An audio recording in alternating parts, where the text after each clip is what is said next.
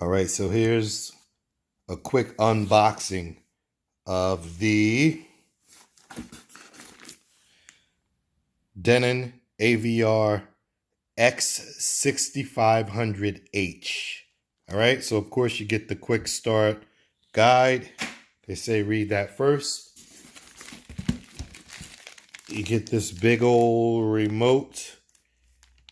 I don't know if it's backlit. It looks like it could be, but I don't see a backlit button.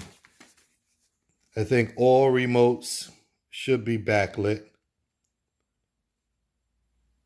I don't know why all remotes aren't backlit just automatically. All right, but I'll check that out. It looks like it's not backlit, but if I find that it is, I will do an update. Unfortunately, it looks like it's not backlit. I'll probably be using the Logitech Harmony remote though. Anyway, you get the Odyssey microphone to set up your room calibration. You get, let's see if this is a 2-prong power cord. You get your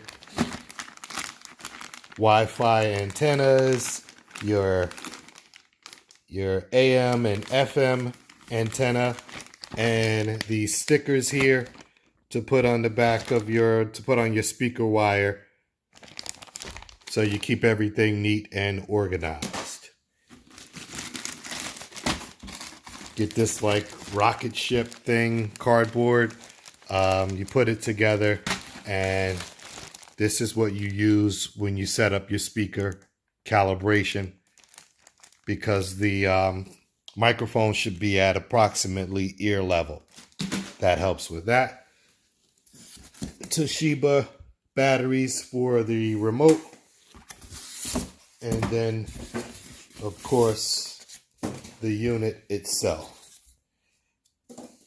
Now, I want to make sure that this is the 6500 instead of the 6400. This thing did not come double boxed. The box was a little bit beat up, and you could tell exactly what was in the box. However, I had to be here to sign for the item anyway. And let's see. Lift it back up so you can see the back of it.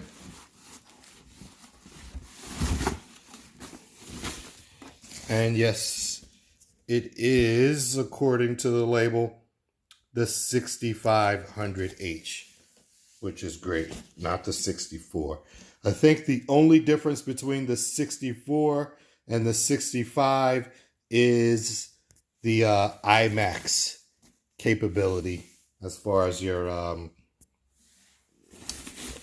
home theater surround sound.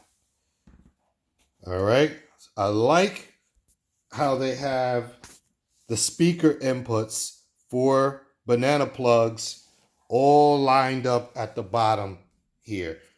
I had a Yamaha before this. I had a couple of Onkios, and you know, it gets crazy with the cabling and the wires in the back of these units. You know, there's no real way around it unless you really plan and you make sure that everything you get is the exact size that you need, as far as your RCA plugs going out to your power amplifier and what have you. But I think this is going to be a little bit cleaner, being that everything is lined up right in the bottom there. So it's a good look. And this unit has everything that I need. I won't really be needing the FM antenna. I'm down here in the basement, and FM just doesn't come in right in my situation. I won't be needing the AM antenna. I may or may not hook up a record player. I do have one currently. It's in my garage, where most likely it will stay. I will be hardwiring this as opposed to the Wi-Fi, but however, I will go ahead and put the Wi-Fi antennas. That way I can switch whenever I need it. I have more than enough HDMI, HDCP 2.2 inputs here. There's 7 in the front. 7 in the back, of course, and 1 in the front. Way more than enough outputs. You have your monitor, ARC, audio return channel. It's probably the only one that I'm going to be using. The only scenarios that I can think of in this day and age, 2019, where you would need to use 2 is if you have a TV monitor and an additional a projector screen that comes down. That would be great. But running the content to another room through wiring, you're going to need several feet of HDMI wiring.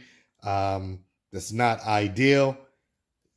And the TVs nowadays cost, they're so cost effective that you can just have another TV in the other room. There's no real reason, in my opinion, to run a Zone 2 to another room for TV content. At least I can't think of one right now. So you have your composite and your component inputs as well. You have the straight cable. I guess this can go out to a computer monitor. However, you might as well use HDMI in this day and age going to your computer monitor. All right. So that covers the back and it covers the unboxing. So in a little while, I'm going to put everything together and fire it up, and hopefully it serves me well. I'm Pharaoh KD. That's been my unboxing.